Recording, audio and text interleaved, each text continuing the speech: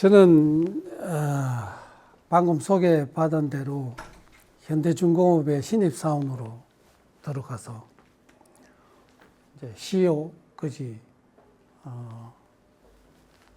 배를 만드는 회사에서 일을 했던 그런 사람이기도 하고, 그다음에 현대중공업에서 이제 그만두고 통영에 가서 조선소를 첫 번 만들어 봤던, 그러니까 조선소에서 일도 해보고 그 다음에 조선소를 만들어 보기도 했던 우리나라의 유일한 사람입니다.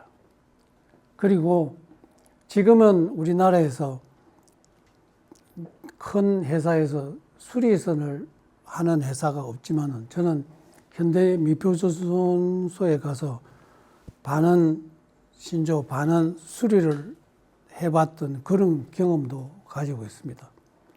그래서 현대미표나 현대중공업이나 혹은 성동조선해양에서 CEO를 했다는 것만 다른 분은 소개를 하는데, 자세하게 이렇게 소개를 하니까 여러분도 이해가 폭이 넓어지고 저도 여러분한테 이야기하기가 좀 편해지는 것 같습니다. 오늘은 제가 전문적인 현대에서 했던 어떤 그런 경험을 가지고만이 여러분한테 이야기하는 것이 아니고, 여러분이 현재 올해 25년 10월인데 10월의 마지막 가는 날인데, 현재 여러분이 생각하는 이슈가 뭔지, 또 어떤 것이 관심이 또 많은 건지, 그런 이야기를 저한테 들려주면 여러분이 관심이 많은 그 아이템부터 시작을 해서 이제 여러분한테 강의를 할까 싶습니다. 지금도 여러분이 생각할 때 제일 관심이 되고 이슈가 되는 일이 뭐라고 생각이 들었죠? 뭐에 관심이 있습니까? 우리 제 앞에 계시는 여학생이 한번 이야기해 볼까요? 한번. 지금 세계적인 이슈가 되는 거가 어떤 것들이 있어요?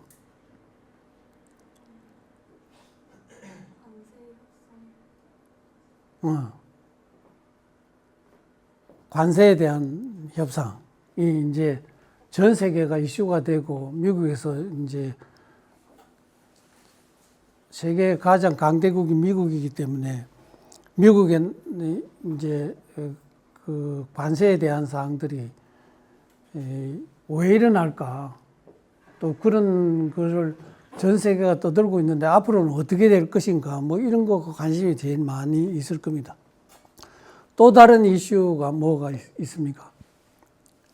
모자 쓰고 계시는. 예. 친환경. 환경에 대한 사항. 그 다음에 모자 쓰고 계시는 분. AI에 대한 거.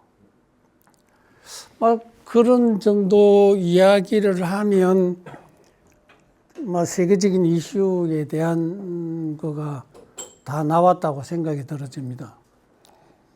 우선은 지금 미국에 있는 사람들이 전임 대통령 때는 그렇게 떠들썩하지 않는데, 왜 트럼프가 당선이 되고 난 뒤부터 관세에 대한 거를 가지고 전 세계 사람들이 다 관심을 갖고 어떻게 진행이 될까?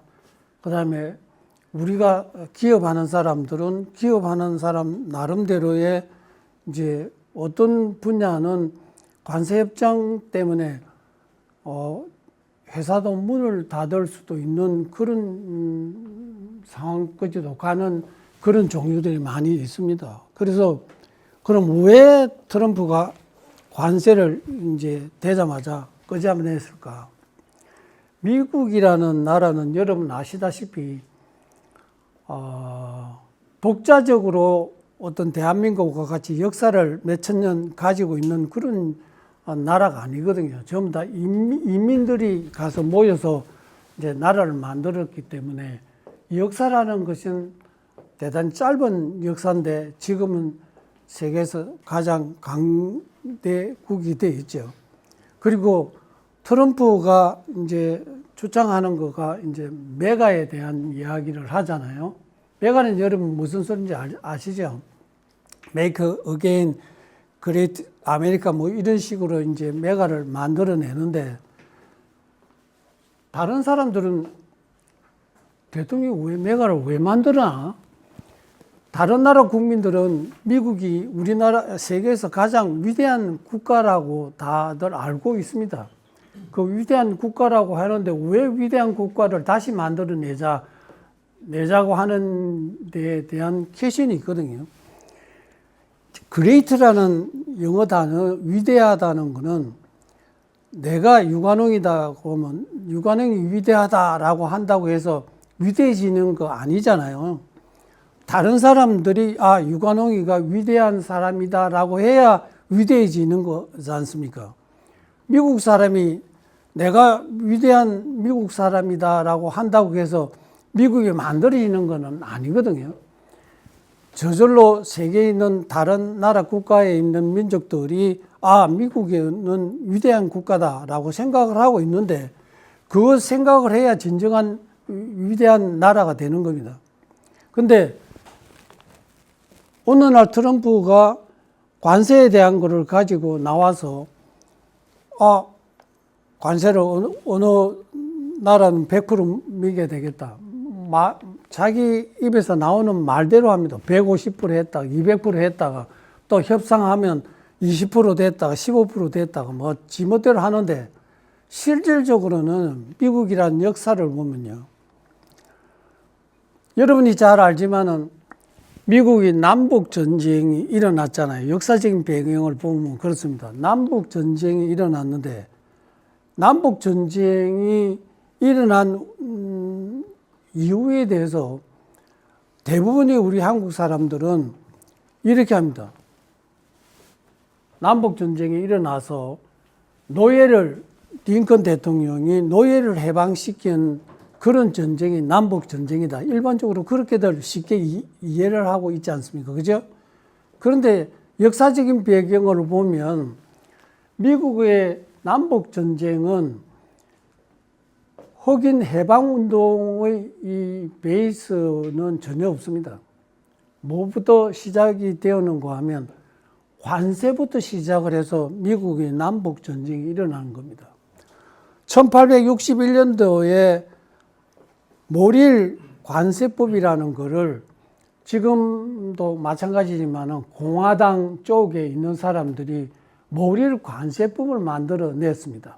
그 모릴 관세법을 만들어 내면 어떤 형태가 일어났는가 하면, 미국이라는 나라는 대륙이 너무 크기 때문에 대부분 나눌 때 남쪽과 북쪽에 대한 이야기를 합니다. 그래서 미국의 남북 전쟁이라고 이야기를 하죠. 모릴 관세법을 딱 만들어 놓고 나니까 남쪽에는 좀 더 농사를 짓고 이제 목화를 많이 기르는 그런 이제 농업 지역이 일반적이고, 그 다음에 북쪽에는 공산품을 만드는 그런 지역이 북쪽이었습니다. 그래서 링컨 대통령이 당선이 되자마자 모릴 관세법을 만들어서 미국에 들어오는 관세에 대한 것을 엄청나게 많이 높였습니다. 그러다 보니까 뭐부터 일어나기 시작을 하는가? 미국에서 전부 다 공산품이 대부분 다 수입을 하니까 수입되는 것 중에 이제 어료, 그 다음에 남쪽에서 만들어지는 목화로 만들어내는 것들이 전부 다 관세를 100%씩 이렇게 매기니까 당장 외국에서 이 미국에다가 어료도 판매도 되지도 않고 이러니까 남쪽에 있는 목화가 수입을 외국에 있는 사람들이 하지를 안 합니다. 그러니까 어떤 문제가 생깁니까? 남쪽에 있는 지주들이나 이런 사람들이 전부 다가 목화를 수출을 했는데 목화를 수입을 하려고 하는 나라가 없지 않습니까? 그러니까 남쪽에 있는 경제가 완전히 파탄이 나기 시작을 하는 겁니다. 그리고 이제 북쪽에는 관세를 높이니까 미국에서 수입했던 공산품들이 북쪽에서 만드는 좀 저급하는 물건이라도 전부 다 수입되지 않으니까 북쪽에 있는 사람들이 자국에서 생산해내는 물품을 살 수밖에 없는 상황이 되어버렸습니다. 그러니까 자연스럽게 남쪽에 있는 사람들은 대부분 다가 민주당의 사람들이었어요. 북쪽에 있는 사람은 공화당의 사람이고, 그러니까 남쪽에 있는 민주당에 있는 사람들이 우리 이래 갖고 못 살겠다라고 해서 연방을 탈퇴를 합니다.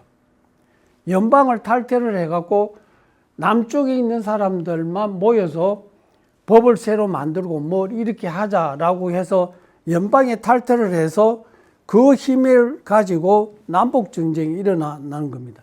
노예 해방은 그 다음 단계였죠. 그래서 그 관세법에 의해서 모릴 관세법 때문에 남북 전쟁이 일어날 정도로, 내전이 일어날 정도로 관세라는 것은 아주 센시티브한 어떤 그런 하나의 법 논리에 의해서 자주되는 어떤 국민들의 생각이나 또 생활이 좌지우지되는 어떤 그러한 상황으로 갈 수밖에 없는 상황입니다. 그래서 그 관세법에 의해서부터 미국의 내전이 시작돼서 남북이 통일이 되고 전쟁이 일어나고, 그 다음에 1930년도에 미국의 대공황이 올 때도 실질적으로는 그 그때의 대통령이 관세부터 시작을 해갖고 공황으로 이어졌다라는 것이 정론입니다. 그래서 이 관세라는 것은 비단 트럼프 시대 때만 있은 게 아니라 미국이 조금이라도 어렵고 뭐를 국민들한테 정치적으로 바람이 불기 시작을 하면 제일 먼저 가지고 오는 것이 관세였어요.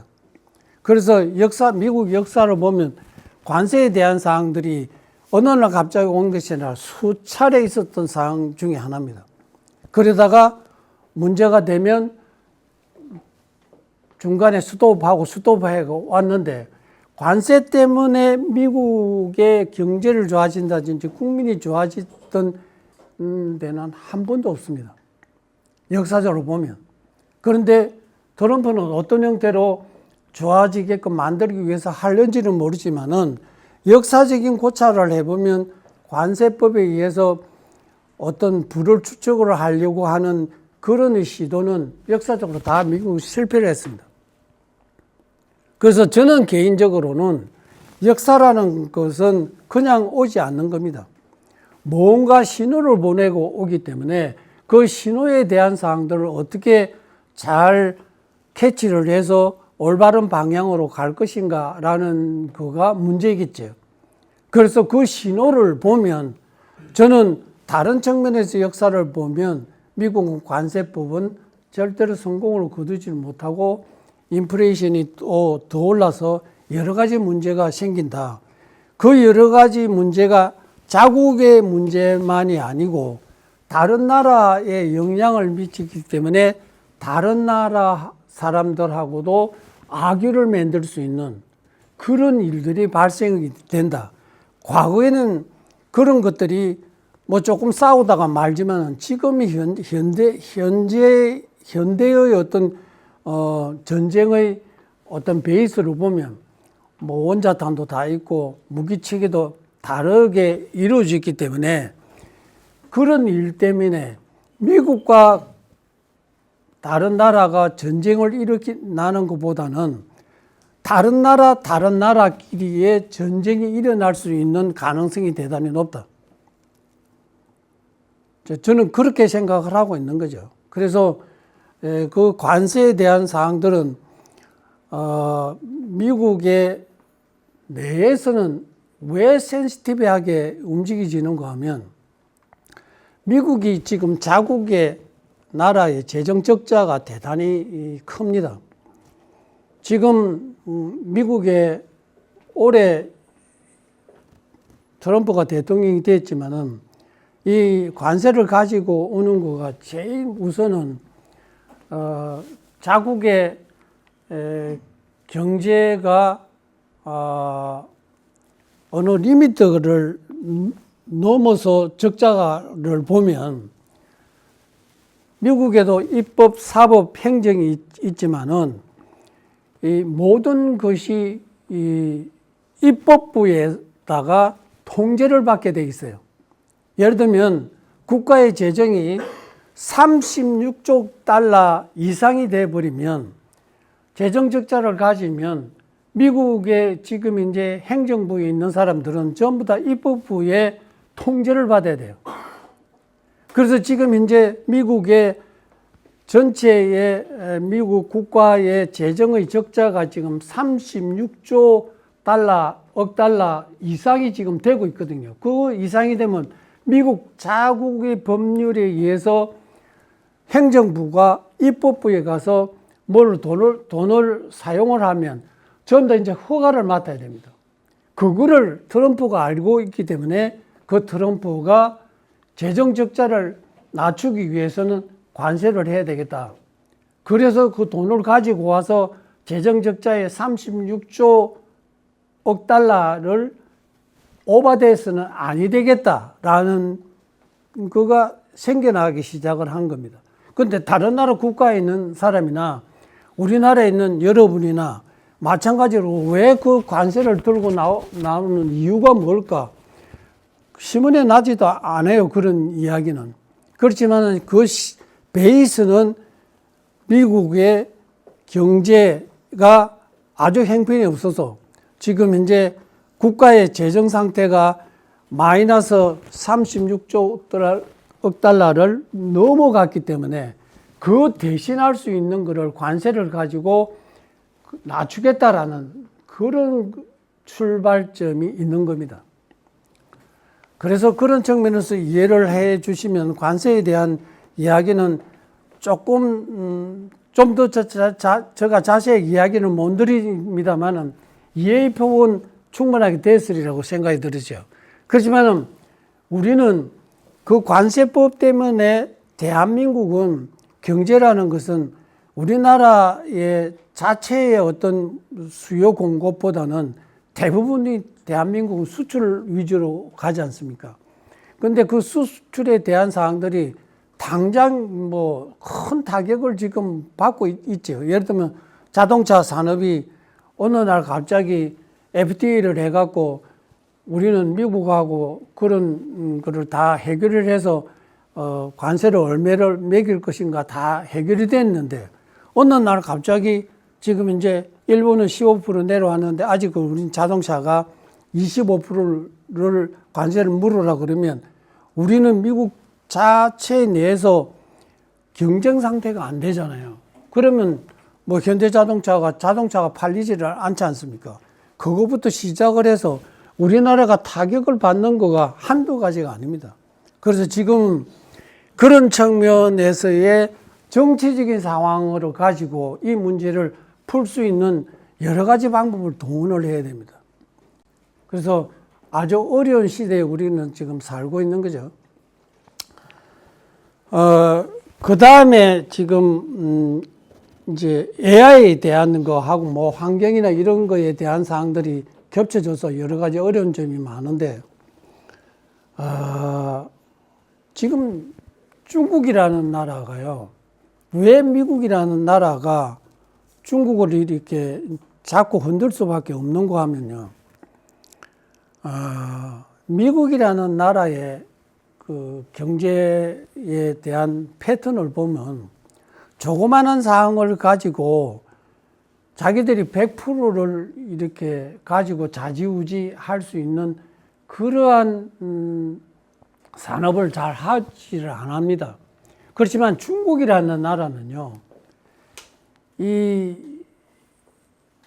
패권을 뭔가를 쥐어야 되겠다는 생각을 들기 때문에 경제의 기본이 되는 어떤 공산품에 대한 사항들이 지금은 거기가 중국이 세계 공산품을 다 100% 쥐고 있다고 해도 과언이 아닙니다. 예를 들면 최근에 들어와서 뭐 히토류 검석에 대해서 무기를 지금 사용을 하고 있지 않습니까? 미국에서 이제 관세에 대한 사항을 이야기를 하니까 중국에서 히토류 검석을 우리는 너한테 공급을 못 하겠다라고 이야기를 하잖아요. 그러면 히토류 금속이라는 것이 뭡니까? 이제 화학 주기율표를 보면 원자번 57번에서 이 71번까지의 그 금속하고 거기서 플러스 3개를 더 붙여서 17가지의 금속이 히토류 금속이라고 합니다. 그 히토류 금속은 당장 우리가 뭐 공산품 중에 어디 안 들어가는 거가 없습니다. 히토류 금속이. 그런데 그 세계 시장의 97%가 중국이 차지하고 있습니다. 좌지우지합니다, 지금 현재. 근데 그것만 하는 것이 아니고, 우리가 산업을 하면 이제 제일 먼저 필요한 것들이 구리입니다, 구리. 근데 구리도 세계의 구리 생산에 좌지우지하는 거가 90% 이상이 중국이 좌지우지합니다. 그러니까 어떻게 했습니까? 미국이라는 나라에 있는 사람들이 볼 때, 이 모든 공산품의 베이스가 되는 거를 전부 다, 미국에서, 중국에서 좌지우지를 하고 있으니까, 그런 거를 누구가 계속 한다 그러면 우리는 다른 거로 가지고 좌지우지 하겠다라고 하는 것이 바로 또 관세에 대한 거하고도 연관이 물려져 있는 사항입니다. 비단 무슨 구리, 히토류 이것뿐만 아니고요. 우리가 이제 배터리 생산을 하려고 하면 이제 석연이 필요한데 전 세계 석연 생산의 90% 이상이 또 중국이 다 지고 앉았어요. 그러니까 산업을 하는 국가에서는 중국이 움직이면 꼼짝 말아라는 겁니다. 그만큼 이제 중국이라는 나라가 이 패권을 자기들이 지겠다라고 생각을 해서 이 행동을 하는 거가 깊숙이 들어가면 한두 가지가 아니에요. 여러 형태로 지금 이제 있지만은 그런 여러 형태에 대한 사항을 가지고 누가 흔들 수 있는 나라는 전 세계에서 미국밖에 없어요. 누가 중국을 지금 흔들 수 있습니까? 흔들 수가 없어요. 예를 들면 일본이 이제 뭐 센가쿠 열도에 대한 사항을 가지고 중국하고 달라들겠다라고 하니까 당장 무슨 뭐 중국에 있는 것이 무역으로 가지고 이제 일본을 공격을 하기 시작하니까 일본도 다른 측면을 협상을 하자고 하고 뒤로 물러설 수밖에 없는 상황이죠. 그만큼 전 세계에 어떤 기본이 되는 공산품이 단위 하나까지가 중국이 다 흔들고 있는 것이 현실입니다. 그러다 보니까 그러면 히토류 금속에 대한 거를 왜 다른 나라에서는 못하고 있느냐라고 하면 환경의 문제가 제일 큽니다. 히토류 금속의 17가지를 이제 골라서 채굴을 하면 거기다가 방사능이 나오는 그런 물질들이 많기 때문에 오염이 대단하죠. 근데 그 오염을 미국에서 할 수 없지 않습니까? 안 합니다. 그러니까 그걸 중국이 다 지고 있는 거죠. 그 다음에 우리가 지금 이제 관심을 가지고 있는 거가 우리는 지금 4차 산업혁명 시대에 살고 있기 때문에 AI에 대한 사항들이 제일 관심이 많이 있지 않습니까? 우리가 1차 산업혁명, 2차 산업혁명, 3차 산업혁명까지는요, 우리가 다 이해를 합니다. 예를 들면 1770년도에 1차 산업혁명이 영국에서 일어났어요. 그 1차 산업혁명이라는 것은 전기기관차를 발명을 했을 때 1차 산업혁명이라고 이야기를 해요.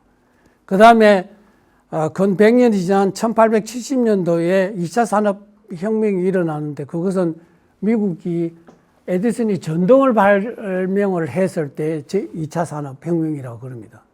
3차 산업혁명은 1970년대에 통신에 대한 거, 이제 우리 정보에 대한, 정보통신에 대한 발달이 시작을 하는 거가 3차 산업혁명이라고 합니다. 그 다음에 4차 산업혁명은 2016년에 다보스 포럼에서 매년 이제 스위스에서 세계 경제하는 사람들을 모여서 다보스 포럼을 해요.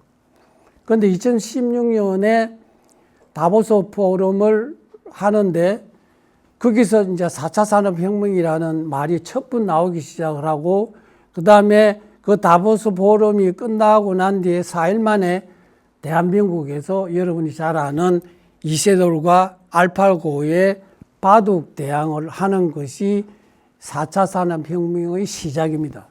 그것이 AI 시작이죠.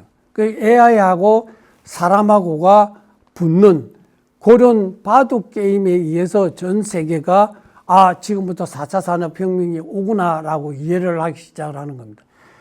1차, 2차, 3차의 산업혁명이라는 이야기는 한 1차 산업 끝나고 난 뒤에 2차 산업 끝나고 난 뒤에 한 50년이 지나고 난 뒤에야 이게 산업혁명이구나라고 이야기를 하고, 그 산업혁명도 역사가인 토인비가 1차 산업 끝나고 난 뒤에 50년이 지나고 난 뒤에 전기관이 발명을 했던 데가 그게 전 세계에 이슈가 되고 그것이 산업적인 측면으로 보면 하나의 혁명이다라고 해서 1차 산업혁명이라는 말을 붙이기 시작을 하는 겁니다.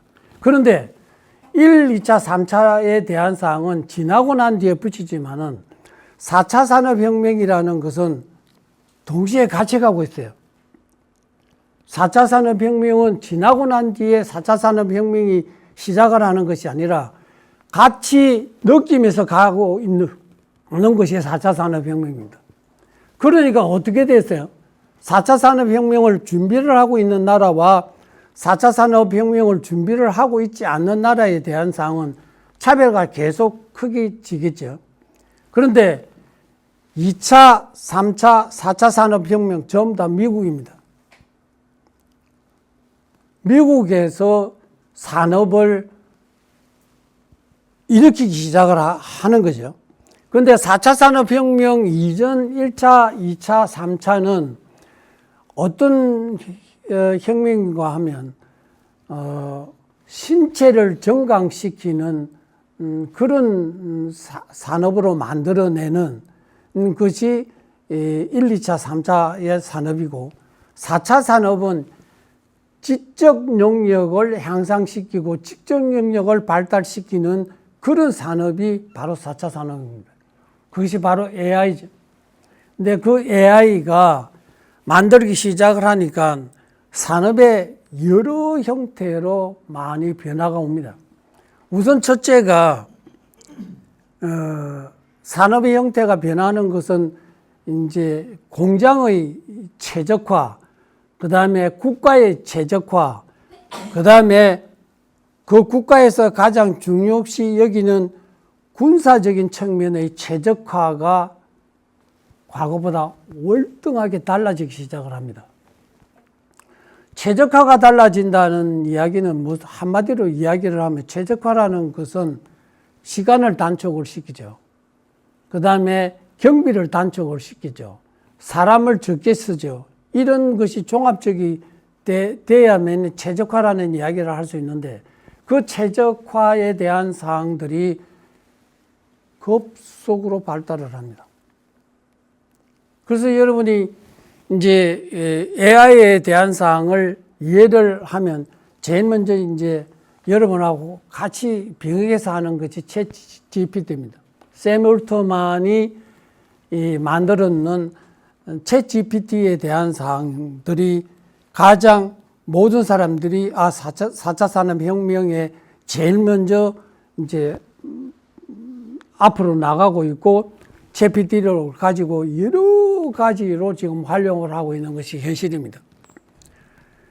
그러다 보니까 여러분이 지금 기계과라는 데는 네 가지 역학을 공부를 하지 않습니까? 뭐 정역학에, 동역학에, 이제 고체 역학에, 이제 뭐 이런 형태로 네 가지의 이제 역학을 여러분이 공부를 하다가 요새는 기계과에서도 물리학에서 이야기하는 4대 역학이 있습니다. 우선은 이제 고전역학. 고전역학이라고 하면 이제 뉴턴의 법칙에 의해 베이스를 가지고 있는 모든 상황들을 우리는 고전역학이라 하죠. 그 다음에 전기기학, 그 다음에 양자역학, 열역학, 뭐 이런 것이 4대 역학인데 지금은 여러분이 공부하는 것 중에 물리학에서 이야기하는 4대 역학을 이제 접목을 시키지 않은 공부를 하면 완전히 이 기계과가 이제 존재 가치가 없어지는 그런 걱정을 하는 사람들 되게 많이 있습니다. 그렇지만 여러분 교수들이 다른 이제 역학을 공부를 다 하고 그 다음에 여러분은 앞으로 미래가 더더욱 있는 것이 그런 역학적인 거가 네 가지가 더 이상 발전을 안 하더라도 여러분은 뭐를 하고 있는가 하면 여러분 기계과에는 엔지니어링을 하고 있는 거거든요. 그래서 그 엔지니어링 베이스에 대한 거는 하려 그러면 전부 다 물리학을 하고 있는 그 사람들도 기계과가 없으면 아무것도 일이 되지는 않습니다. 쉽게 한번 제가 예를 한번 들어볼게요. 최근에 들어와서 이제 10월이 되면 우리가 생각나는 거가 물리학, 그 다음에 화학, 그 다음에 뭐 평화상이다, 뭐 이제 경제학상이다 라는 노벨상이 10월 달에 수여가 됩니다. 근데 올해 물리학의 상을 누가 받았는가 하면 40년 전에 양자역학 중에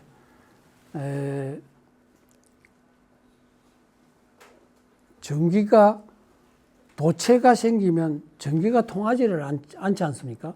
그런데 40년 전에 양자역학을 베이스로 해서 이제 터널링이 있더라 하더라도 전기를 통할 수 있는 그런 거를 이제 이론을 만들어내고 그거를 실질적으로 증명을 했던 사람이 올해 물리학 노벨상을 받았습니다. 근데 그 노벨상을 받은 사람이 40년이 지났잖아요. 크락이라는 교수가 자기 밑에 있는 박사학위 받는 학생, 그 다음에 일반 대학에 있는 학생 이 세 사람이 이번에 물리학상을 받는데 40년 전에 그런 사람들이었죠. 그런데 그 베이스가 뭔가 하면 그 세팅을 만드는데 엔지니어링을 해갖고 그거를 증명을 했던 그런 사람들이었어요. 그런데 기계가 없으면 그것이 이루어지지 않습니까? 그런데 더더욱이나 40년이 지났는데 왜 지금에 와서 노벨 물리학상을 주느냐라고 하면 그 중에 크락 교수 빼고 두 사람은 구글에서 일을 했던 사람입니다. 양자역학을 가지고 구글에서 컴퓨터를 만들고 있는 사람입니다. 근데 그 컴퓨터라는 것이 양자역학을 이용을 해서 산업을 전부 다 바꾸는 수준까지 가 있기 때문에 40년 전에 이야기를 끄집어내서 그 다음에 그거를 상을 준 겁니다. 그 베이스는 기계과가 없으면 전혀 안 되는 거죠. 그래서 미래는 여러분이 절대로 우리가 하고 있는 기계과의 4대 역학이 아무리 옛날에 했던 그런 학문이지만은 엔지니어링을 포함한 물리학에서 4대 역학을 접목을 해서 우리 기계과가 다 배우고 있기 때문에 미래는 기계과가 무궁무진하게 더 발전을 할 수 있는 베이스를 더 깔 수도 있습니다. 현대중공업 같은 경우에도요, 대학에서 가장 우리는 조선이지만은 조선과가 많은 게 아니라 기계과가 더 많아요. 그래서 현대중공업에 가면 기계과가 조선과보다 많고 우리나라에서 가장 대학들 중에 제일 많은 데가 부산대학이 제일 많아요. 그러면 부산대학 졸업을 했다라고 하면 현대중공업에 가서는 이제 여러분이 선배들이 다 있으니까 이 어깨에 힘을 줘도 괜찮아요. 그만큼 이 기계과가 차지하는 비중들이 대단히 높아지고 있는 것이 현실입니다. 저는 그 4차 산업혁명에서 무슨 로봇들을 만들든 그 다음에 뭐 GPT를 하든 뭐 중국에서 이야기하는 뭐 딥시크를 하든지 간에 산업에 대한 트렌드는 달라지지만은 경영하는 방식이나 이론 프린시플은 나는 똑같다고 생각하는 사람. 조선을 하는 사람이나 혹은 4차 산업혁명 시대에 다른 산업을 하는 거가 달라진다고 저는 생각을 하지 않거든요. 그래서 저는 조선과도 졸업을 하질 않았습니다. 저는 이제 화학과를 졸업을 했죠. 근데 이 화학과를 졸업을 했는데 세계에서 가장 큰 조선소 회사의 수장이 됐지 않습니까? 그러면 저는 노력이 얼마나 했겠어요. 조선과도 아니고 기계과도 아니고 전기과도 아닌데. 그래서 지금 예를 들면 뭐 히토리 금속이다라고 하면 저는 조선과가 아니기 때문에 화학과 출신이니까 더 잘 알 수도 있습니다. 그래서 여러분한테 설명을 드릴 수도 있는 거고 그런 거에 대한 사항을 내 머릿속에 있어서 접목이 되어서 다른 거하고 연관이 돼서 무슨 이야기를 할 때는 더 빠를 수도 있습니다. 저는 조선에서 이제 입사를 해갖고 이제 부사장 되기 전까지는 조선만 했습니다. 근데 어느 날 갑자기 저보고 현대중공업 안에는 배만 만드는 것이 아니고 큰 회사가 한 6개나 있는 그런 회사거든요. 뭐 엔진도 만들고 뭐 옵쇼도 하고 뭐 프렌트도 하고 그 다음에 중전기도 하고 그 다음에 건설 장비도 만들고 뭐 이럽니다. 건설 장비 사업이 이제 너무 적자가 많이 나니까 오나가 저를 집어서 건설 장비 사업본부에 가서 흑자를 전환을 해봐라. 근데 저는 조선을만 하다가 자동차와 같은 산업을 시작을 한 겁니다. 그 자동차 같은 산업이라는 것은 컨베이어 시스템이잖아요. 배라는 것은 드라이도그에서 만들어내는데 컨베이어 시스템으로 만드는 그런 공장을 경영을 해봐라라고 하니까 저는 첫 번에는 이거 어떻게 하지 하고 하다가 정주영 현대를 창업을 하신 분 같으면 이런 상황에서 어떻게 할 것인가 이런 거를 제가 생각을 해봤어요. 우선 겁내지 마라. 두 번째, 경영을 하는 것은 똑같은 거다. 이 똑같다는 이야기가 무슨 이야기인가 하면 어떤 회사를 경영을 하든지 간에 경영에 대한 베이스는요, 고객이잖아요. 고객이 있어야 그 물건을 만들어내면 팔 수가 있잖아요. 고객이 원하는 제품을 가장 경제적으로 만들어내는 수단의 체계가 바로 경영입니다. 그러면 내가 자동차를 만드는 회사에 가서도 어떻게 하면 고객이 원하는 제품을 만들어낼 것인가? 그 다음에 가장 경제적으로 싼 가격을 만들어낼 것인가? 그것만 생각을 하면 내가 자동차 회사에 가서도 만들 수 있지 않겠느냐. 그래서 첫 번에 가서는 내가 그 시스템을 잘 모르니까 우리 물건을 사용하고 있는 예를 들면 에스카베이터, 힐로다, 뭐 포클리프트, 크레인 뭐 이런 종류를 사용을 하고 있는 사용자를 찾아다녔습니다. 그래서 우리 현대 제품이 어떻느냐. 현대를 어떤 제품을 만들어주면 당신이 이 물건을 사겠느냐. 그리고 현대는 무엇이 문제냐. 이런 것들을 사용자한테 제가 직접 물었습니다. 그러니 어떤 사람은 AS 시간이 너무 길게 잡는다. 또 비싸다. 그 다음에 무슨 가격 경쟁이 안 된다부터 시작해서 여러 가지 이야기가 나오는 겁니다. 저는 그 이야기를 듣고 해결을 하기 시작을 했습니다. 우선 가격을 낮춰야 되겠다. 내가 가니까 건설장비사업본부에 연간 만드는 대수가 한 1000대 정도 되더라고요. 그래서 내가 3000대를 만들겠다. 그럼 3000대를 만들면 원가가 달라지잖아요. 똑같은 시설에서 똑같은 제품을 조립을 하는데 10명이 1000대를 만들고 있는데 이제 10명이 3000대를 만들면 원가가 얼마나 줄어지겠어요? 3000대 목표를 잡았습니다. 그래서 우리한테 납품하는 부품 업체를 처음부터 불러서 너가 1000대 기준으로 해서 원가를 산정해서 가격 결정을 했으니까 이제는 나는 3000대를 기준으로 해서 원가를 산정을 해갖고 가격 낮추자. 전부 다 가격 다 낮추기 시작했습니다. 1년 지나서 내가 가격을 3000대 만드는 데 여러분이 깎아주는 만큼에 대한 거를 우리가 3000대를 만들어내겠다. 못 만들어내면 내가 돈을 다시 돌려주겠다. 그래서 3000대를 만드는 기준으로 해서 원가를 받아서 가격을 다 깎았습니다. 그럼 가격 내려가죠. 그 다음에 두 번째로는 일을 하면 일의 단위가 있습니다. 근데 건설장비 사업에 또 가니까 설계 있는 사람한테 내가 물었어요. 일의 단위가 너는 몇 개니? 이러니까 아무도 말을 못 하는 거예요.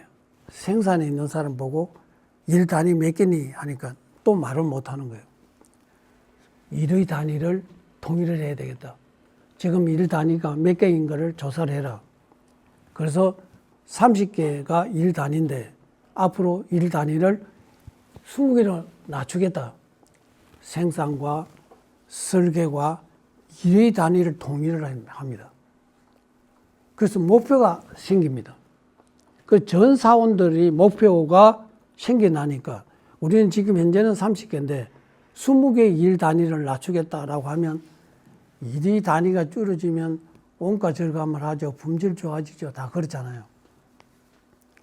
그렇게 해서 제가 1년 만에 16년 동안에 적자 보는 사업본부를 1년 만에 흑자를 만들었어요. 패러다임이 변합니다. 그래서 거기서 2년 딱 지나니까 오나가 또 가만 놔둡니까? 저거 16년 적자 나는 사업본부를 흑자로 바꾸니까 그때가 현대미포조선이 이제 적자가 년간 3천억씩 이렇게 날 텐데 현대미포조선이 이제 장으로 CEO로 이제 보내서 적자 바꿔라. 현대미포조선에 가니까 막 배 종류를 뭐 여러 종류를 짓고 있는 거예요. 현대중공업에서 안 짓는 어려운 배들을. 그래서 너가 실력이 없으니까 앞으로 나는 배 한 종류만 짓겠다. 배 종류가 얼마나 많습니까? 뭐 컨테이너, 기름 나르는 거, 정유되어 있는 거, 그 다음에 벌크선, 뭐 온갖 거 있는 거를 미포조선은 드라이도크 크기가 이 중고급보다 무지 작기 때문에 중고급은 30만 톤을 지으면 미포조선은 한 드라이도크에 막시멈 찌어봐야 6, 7만 톤밖에 안 돼요. 그래서 나 정유 운반선을 한 종류만 짓겠다.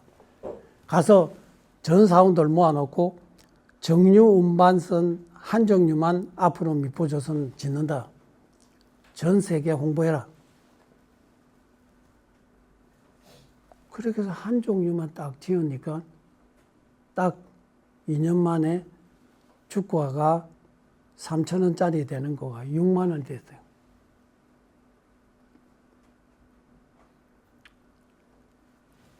그렇게 2년 만에 흑자를 딱 짓고 난 뒤에 현대중공업이 또 철판값이 올라가지고 막 야단법석하는 거예요. 배라는 것은 3년 전에 계약을 하는데 그 중에 철판값은요, 오늘 델리버리하면 오늘 가격으로 받습니다.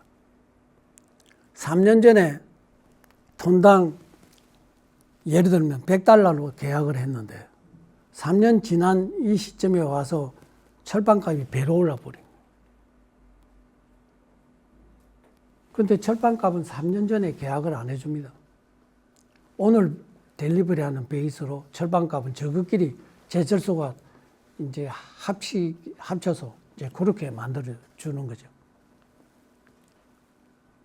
그래서 저는 가서 큰 드라이도크 안에다가 새로운 배, 작은 배를 중간중간에 전부 다 25척을 넣었어요. 그럼 25척은 철판값 많이 받죠. 두 번째, 빨리 델리버리 해주니까 성과 높아지죠. 선주들한테 보너스 받죠. 그 25척을 잡아 넣어가지고 철판값 오르는 가격이 4천억이었는데 4천억을 상계하고도 제가 적자 보지 않는 회사를 만드는 거예요. 그 다음에 중공업 그만두고 성동조선에 가서 이제 조선소를 만들 때는요, 제가 건설장비사업본부에 자동차 만드는데 컨베이어 벨트 시스템으로 가잖아요. 성동조선을 드라이도크에 없는 조선소로 세계에서 유일한 조선소로 만든. 그런데 전부 다 레일 다 깔았어요. 드라이도크가 없어요, 성동조선에는. 그래서 레일 위에서 배를 짓는 그러한 회사로 만들었죠. 여러분 앞으로는 어떤 일을 하든지 간에 겁내지 말고, 그 다음에 프린시플은 똑같은 거다. 고객이 원하는 제품을 가장 경제적으로 만들어낼 수 있는 그런 방법을 찾아야 되겠다. 그리고 산업의 트렌드를 이해를 해야 되겠다. 저는 오늘 여러분한테 좀 특별한 이야기를 좀 해주고 싶어요. 교수님들은 여러분한테 학업에 대한 것을 가르칩니다. 이제에 대한 이야기를 안 합니다. 여러분은 학업만 하는 것이 아니고 미래에 나가서 여러분이 회사를 차리든 창업을 하든 뭘 하든지 간에 이제에 밝아야 돼요. 그러면 이제를 밝으려고 그러면 제일 먼저 해야 되는 거가, 쉽게 할 수 있는 거가 주식입니다, 주식. 근데 저는 여러분한테 우리 국내 주식을 무슨 여러분 조금 뭐 명절이나 부모님들한테 돈을 좀 받으면요, 미국 주식을 한 주라도 사라 해요. 주식을 사면요, 산업의 트렌드가 보입니다. 지금은 4차 산업혁명이기 때문에 AI로 무조건 간다. 그러면 AI하고 관련되는 그걸 나는 공부를 뭐를 해야 될 건가? 예를 들면 컴퓨터를 만들어내는데 구글에서 만드는 거 하고, 그 다음에 이제 다른 조그마한 회사에서 만들어내는 거, 컴퓨터도 미래는 달라집니다. 근데 그 양자역학에 대한 사항들이 전 세계 트렌드입니다. 양자역학을 하는데 왜 트렌드가 되는가 하면 양자역학의 기본이 되는 것은 입자하고 파동입니다. 근데 입자에 대한 산업은 4차 산업 이전에 대부분이 다가 입자를 응용을 하는 산업이었어요. 4차 산업부터는 파동을 이용을 하는 산업으로 전부 다 바뀌집니다. 근데 파동을 하려고 그러면 양자역학을 기본으로 해야 되는데, 양자에 대한 산업에 대한 트렌드가 우선은 첫째가 이제 정보통신에 대한 거고, 그 다음에 암호에 대한 사항, 그 다음에 컴퓨터에 대한 사항. 대표적인 그가 그런 형태로 나누고 조금 더 나누면 이제 센서에 대한 사항, 이런 것 나올 수가 있습니다. 그런데 그 양자역학을 하는데 컴퓨터를 하는 것도 이 플랫폼이 한 4가지로 나눠져가 있죠. 초전도를 이용을 한 컴퓨터, 그 다음에 원자 이온에 대한 거, 그 다음에 광자에 대한 거, 중성자에 대한 거, 이런 종류를 가지고 컴퓨터를 만들어내고 있습니다.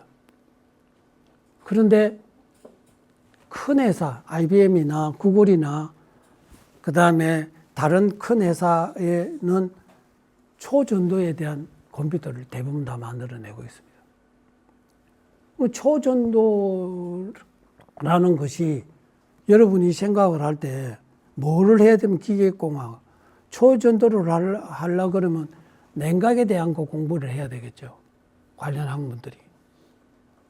초전도는 절대온도 마이너스 273도를 유지를 해야 되는 거기 때문에 냉각 장치가 필요하죠. 그 다음에 흐름에 대한 건, 그러니까 유체에 대한 건 여러분이 배우기 때문에 유체역학에 대한 응용을 또 해야 되는 거죠.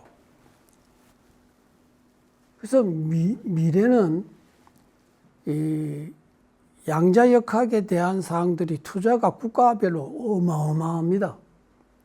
그런데 다행스럽게 대한민국에도 올해의 국가의 과제가 보통 국가 과제라는 것이 몇십억 혹은 뭐 커야 100억입니다.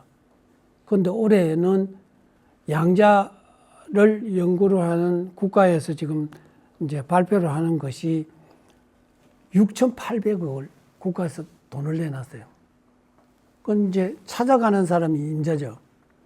그래서 뭐라고 이야기를 해놨는가 하면 앞으로 8년 후에 1000 큐비트까지 만들어내는 양자 컴퓨터를 만들어라. 지금 우리나라에 양자 컴퓨터로 들어왔는 고가 몇 군데 있습니다. 여러분하고 같은 이제 이해를 하는 학교도 연세대학이 우리나라 첫 번으로 양자 컴퓨터를 도입을 했죠. 어마어마한 돈인데 1,000억이 넘는데 그거를 도입을 했대요. 그런데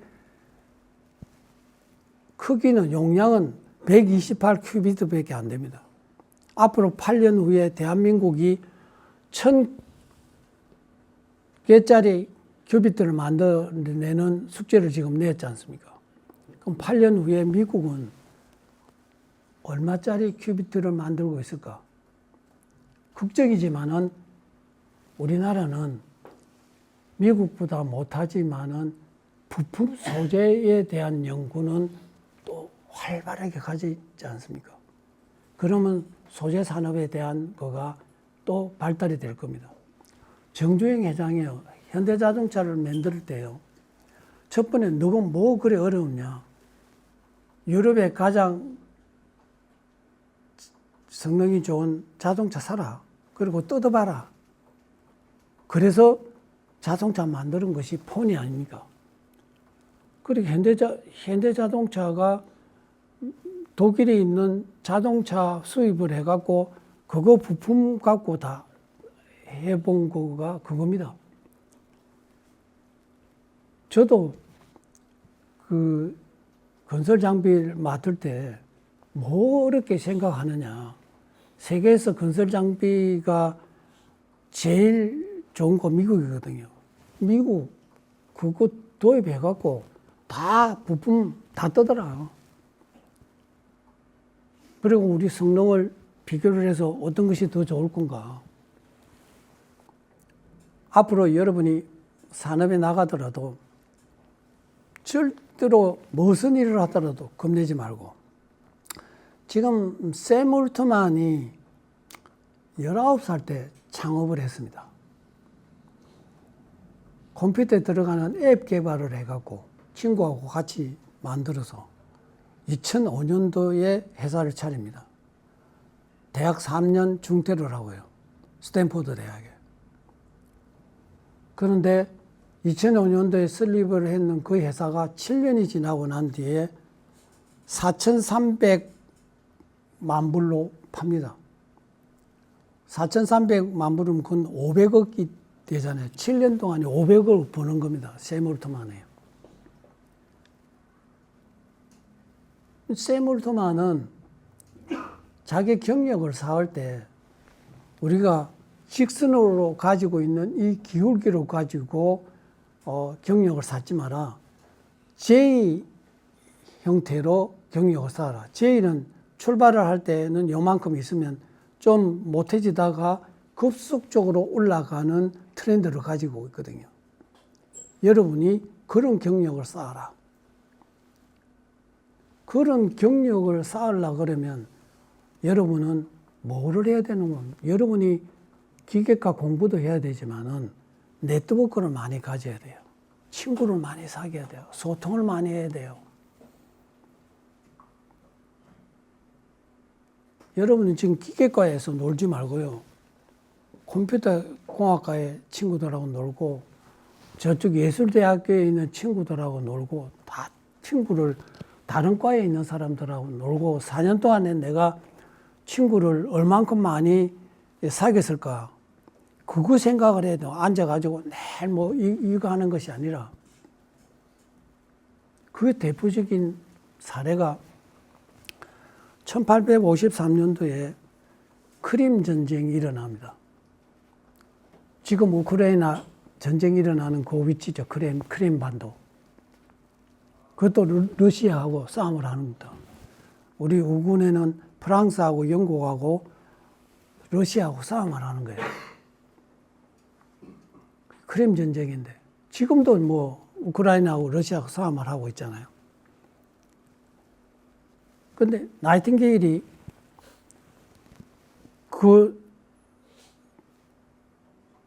크림 전쟁에 참여를 합니다. 여러분이 나이팅게일이라 그러면 백의 천사, 뭐 간호학, 뭐 이건데 실제로 나이팅게일은 그런 것도 하지만은 뭔가 하면 정치가요, 행정가요, 통계학자입니다. 나이팅게일은 영국 왕립의 유일한 여자 정회원으로 되어 있는 통계학자예요. 그 전쟁터에 가서 또 참여를 해 보니까 통계학자니까 나이팅게일이 뭐를 했는가 하면 죽는 사람, 부상받는 사람 통계를 쫙 낸 거예요. 그래서 그 레포팅을 빅토리아 여왕한테 레포팅을 합니다. 와서 보니까 병사 중에 직접 총을 맞아가 죽는 사람은 20%도 안 되더라. 나머지 80%는 부상당하는 사람을 잘 케어를 안 해서, 그 다음에 영양분이 부족을 해서, 그 다음에 주변의 환경에 대한 오염이 생겨가지고 전염병으로 오고, 이런 등등에 대한 걸 안 해서, 그 다음에 80%가 죽는다. 그래서 병원에 대한 표준을 만들어내기 시작을 합니다. 그 표준을 만드는 거가 앙리부터 시작을 해갖고 전 세계에 퍼져서 전쟁이 일어나면 나이팅게일의 야전병원에 대한 표준서를 가지고 전부 다 만들어내기 시작하는 원동력이죠. 그 사람이 통계를 공부를 안 하고 친구가 없었으면요, 그런 일을 못 해냅니다. 미 국무성에요. 영국 국무성에 남자 직원들만 다 있는 거예요. 그런데 나이팅게일의 친구 남자가 국무성에 있으니까 국무성에다 쫙 자꾸 편지를 보냅니다. 이거 개선해라, 저거 개선해라. 친구가 이야기하니까 그 개선을 다 해줍니다. 전쟁이 다 끝나고 난 뒤에 보니까 러시아가 45만이 죽고요. 프랑스가 20만이 죽고요. 그 다음에 영국에 있는 영국 병사가요. 또 나이팅게일 때문에는 아니지만은 3만 명밖에 안 죽었다는 통계 숫자로 다 안 나타나. 귀국을 해갖고 빅토리 여왕한테 보고를 하니까 빅토리 여왕이 화가 나서 의회를 해산을 시켜버려요. 그리고 너 국무성에다가 앞으로 여자도 고용을 해라. 전 세계를 이렇게 바꾸었습니다. 근데 그 바꾸는 거가 네트워크를 잘 살리지 않고 정치라는 것은 하나 주면 하나 받는 거잖아요. 그런 걸 하지 않았으면 나이팅게일이 전 세계 이런 걸 통일을 하고 그 다음에 영국 자국의 군인을 이렇게 죽음에 몰아내지 않게끔 예산을 확보를 한다든지 뭐 이런 등등에 대한 거를 다 하니까 환경이 개선하고 먹을 거를 잘 먹이고 입히는 거를 잘 입고 이러니까 그만큼 안 죽는다 이게요. 돈이 있어야 되잖아요. 근데 돈을 하려고 그러면 어떻게 해야 돼요? 예산을 따가지고 와야 되잖아요. 그 다른 사람 같으면 그 예산을 따가올 생각도 못 하는데 나이팅게일은 정치가요, 행정가요, 통계학자니까 그런 머리를 돌릴 수가 있다 그런 이야기예요. 여러분이 기계과 졸업한다고 해서 공학적인 이것만 생각해갖고는 절대로 안 된다. 여러분이 졸업하기 전에 적어도 법률적인 공부 베이스를 깔아야 돼요. 나가면요, 전부 다가 무슨 소송이 들어오고 뭐 이럽니다. 그건 법률적인 걸 해야죠. 회사에 들어가면 회사에서 연말이 되면 재무제표를 전부 다 발행을 합니다. 신문에 공고도 하고 이런데. 아니, 어카운팅을 못하면 재무제표를 봐야 이해를 못 하잖아요. 그러면 내 이 회사에 들어와서 앞으로 좀 더 여러분은 고급 간부가 될 사람인데 이 회사에 돌아가는 거를 못 이해를 하고 있으면 어떻게 되겠어요? 재무제표를 볼 줄을 알아야 되는데 그거 보면 뭐 까만 거는 글자요, 뭐 흰 거는 종이요 이래 갖고는 안 되잖아요. 그러면 재무제표를 알면 어카운팅을 공부를 해야 되잖아요. 베이스는 회계학 쪽 공부를 무조건 해야 돼요. 그래야 넘보다 달라집니다. 기계가 있는다 해서 똑같이 공부를 하면요. 우리나라에 대학마다 기계과가 제일 인원수가 많아요. 그럼 수천 명이 기계과가 졸업을 한다라고 하면 넘보다 달라져야 되잖아요.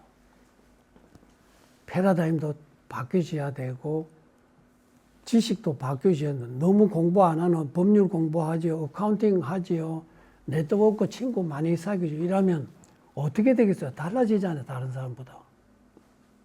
그래야만이 여러분이 미래에 대한민국의 동양이 될 수 있다. 그런 이야기예요.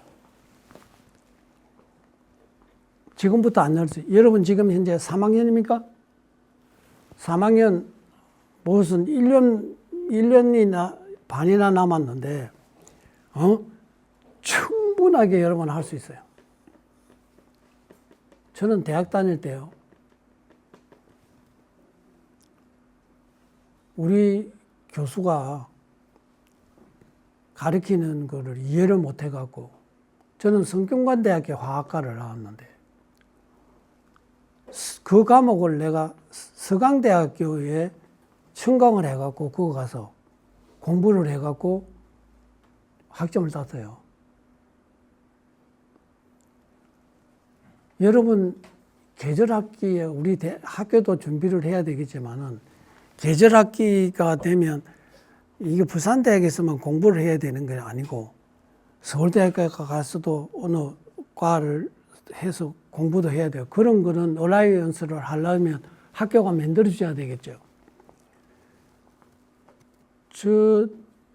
이 손녀가 유니스트에 1학년으로 했는데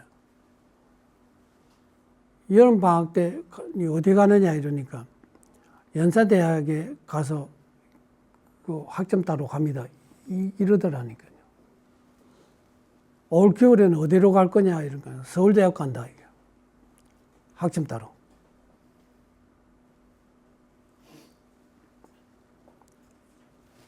좀 더 넓게 생각을 하고 그 다음에 산업의 트렌드를 이해를 하기 시작을 하면 여러분이 보는 눈들이 뭐를 공부를 해야 될 것인가 이런 것들이 달라질 겁니다. 그래서 한번 적은 돈이지만은 미국 주식을 공부를 사갖고 내가 그 주식을 가지고 있으면 내 사는 회사의 트렌드는 볼 거 아닙니까? 그래서 그런 공부를 좀 더 좀 했으면 하는 그런 생각이 들어져요. 저는 이름이 여러분 좀 기억하십시오. 유관홍. 부산대학에 조선소에서 일을 해본 사람, 수리선을 경영을 해본 사람, 조선소를 만들어 봤던 사람, 유관홍이라는 사람이 있다. 무슨 문제든지 간에 언론을 하십시오. 저는 삼성 산학협동관의 8층에 내 사무실이 있으니까 와서 찾아와 주세요. 여러분 지금 학생들만 찾아오는 거 아닙니다. 국제통상대학의 국제학부 통상대학 그 건물 만들 때요. 그때 학장이 저한테 찾아와 갖고 예산이 부족을 하니까 교수님 예산 좀 따주십시오. 무슨 부산대학 총장도 찾아가지도 않고 나를 어떻게 알고 찾아왔다 이거. 그러면 나는 어떻게 하겠어요? 최선을 다할 거 아닙니까? 내 네트워크를 통해서. 그러니까 내 네트워크를 통하니까 재정부에 우리 예산 담당하는 실장 네트워크를 통해서 아는 사람 생겼고, 그 다음에 그 사람이 어떻게 하면 예산을 딸 수 있다는 거를 이야기를 해주니까 그 사람들 다 만나서 내 그 예산 따줬어요. 그래서 내가 통상학부에 가서 강의를 하면 교수분들이 그 예산은 따주는 이야기부터 먼저 합니다. 뭐든지 찾아오십시오. 저 오늘 강의도 그렇잖아요. 제가 조선을 무슨 지금도 생각을 하면서 있지만은 여러분한테 강의를 하는 거 보면 AI 강의를 하죠. 자재에 대한 거죠. 그 다음에 세계 흐름에 대한 이야기 다 하잖아요. 근데 그거를 저는 가만히 있는다고 해서 그거 됩니까? 저는 새벽 4시에 일어납니다. 4시 일어나면 미국 방송 들어요. 공부합니다, 지금도. 공부를 하니까 여러분한테 강의가 되는 거죠.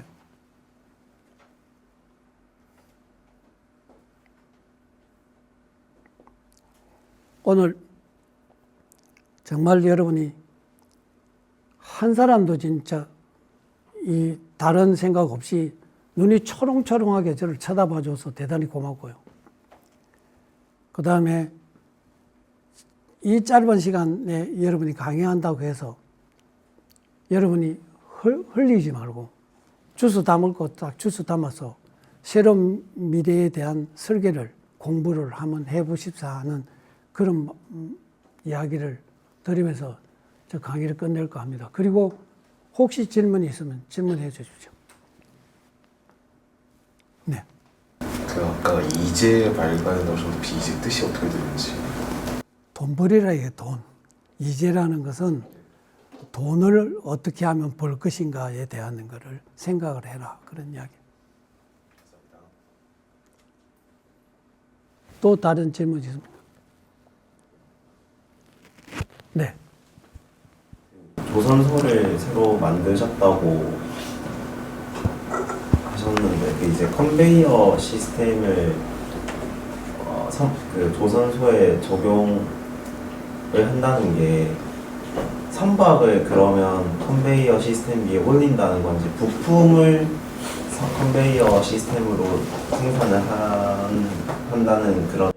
조선소에는 부품은 만들지 않고 부품은 전부 다 사서 오지요. 배를 기차 레일에 올린다는 이야기입니다. 그래서 배를 다른 조선소에는 드라이 더욱을 만들어서 물을 넣어서 진술하는 것을 하는데 성동조선에는 플로팅 바지를 하나를 만들어 놓고 레일을 밀고 나가면 그 플로팅 바지하고 레일을 같이 연결을 해가지고 플로팅 바지를 내려앉춥니다. 그러니까 배가 진행을 하는 대로 완성이 되어 가는 거죠. 그래서 레일을 위해서 처음 다 배를 만들고 완성을 시킵니다. 완성을 시키면 플로팅 바지에다가 실어서 이제 물에 깔아앉히는 거죠. 생각하면 간단하잖아요. 드라이독이 있으면 이 드라이독에는 일을 하려고 그러면 크레인만 갖고 일을 해야 되지 않습니까? 육지에서 뭐 작업을 하면 동선이 짧아지고 움직임이 아주 원활하잖아요. 그리고 배의 크기에 제약을 안 받습니다. 배 넣는 시간, 뭐 이런 여러 가지 시간, 그 다음에 드라이도크를 만드는 코스도 이게 다 없어져 버리잖아요. 이해가 됩니까? 그러면 추가로 또 궁금한 게 있는데요. 그 당시에 그러면 그런 컨베이어를 이용해서 선박을 제조를 한다는 게 세계에 다른 유일해요. 유일합니다. 예. 도입을 하신 건가요? 예, 유일합니다. 세계에서 유일한 조선소가 성동조선입니다. 그래서 패러다임을 바꾸면 만들어 봤기 때문에 일을 해봤기 때문에 내가 현대중공업이 있을 때 어떤 단점이 있더라. 그리고 정주영 같았으면 드라이독을 파서 조선소를 만들었는데 나는 거기 가니까 드라이독을 팔 수 있는 돈이 없다. 그럼 드라이독을 없이 배를 만들자. 그런데 그것이 전에 일을 해봤던 중장비의 자동차 레일 타고 전부 다 컨베이어로 자동차 시스템을 만들어내거든요. 그러니 자동차와 같이 기차 레일을 깔자. 그리고 거기서 끌고 가면 된다. 이런 걸 만드는 거죠. 그런 사람이 부산대학에 있다. 이렇게 좀 자랑 좀 해주십시오. 또 다른 질문 있습니까? 그러면 여러분의 건성을 기원하겠습니다. 그리고 저를 많이 좀 찾아오십시오. 그래서 여러분의 인생 이야기도 좋고 앞으로 내 미래에 어떤 일을 해야 될 건가도 좋고 무슨 일이라도 다 좋습니다. 경청 잘해줘서 고맙습니다. 감사합니다.